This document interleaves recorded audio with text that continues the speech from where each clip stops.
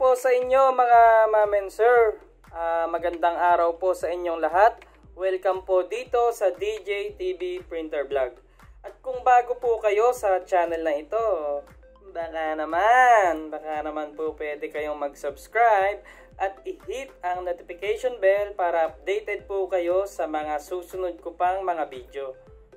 Ang topic po natin ngayon ay kung okay lang ba na gamitan ng generic ink or third party ink ang bagong bili mong printer. So ayun po. So kung ako po ang tatanungin nyo mga ma'am and sir, yes.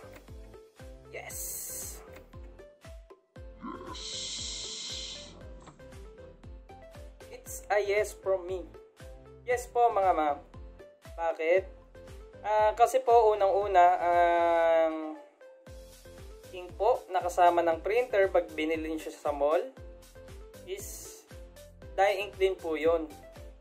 Kumbaga genuine lang siya kasi dun mismo siya nanggaling sa manufacturer. So ang third party ink, generic ink, dye ink din siya kaso ibang brand, ibang manufacturer. So ang pagkakaiba nila, mas mura po ang third party ink po compare sa genuine. So ang generic ink po natin nagre-range lang po siya ng 30 pesos to 50 pesos depende po sa brand. Samantalang ang genuine ink po natin nagre-range ng nabulol. Ang kapira naman yan. 275 pesos per bottle po. So tuusin po natin, no? Let's do the math. Parang magaling sa math nung araw yan. Eto po. So kung ang nabili nyo pong generic ink is 30 pesos per bottle, so times 4, 30 times 4. Mahina po tayo sa math mga ma'am and sir.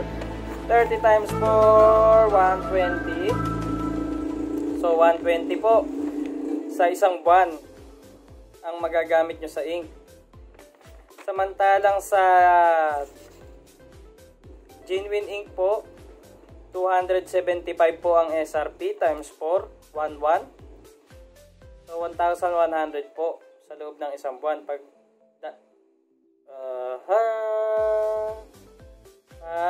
genuine ink po ginamit natin. Paano po kung gumagamit po kayo o nakaka-consume po kayo ng ink sa loob ng isang buwan ay dalawang set? So, 240 pesos po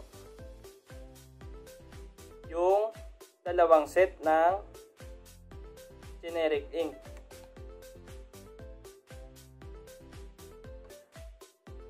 Yung genuine ink naman po ay 2,200 po.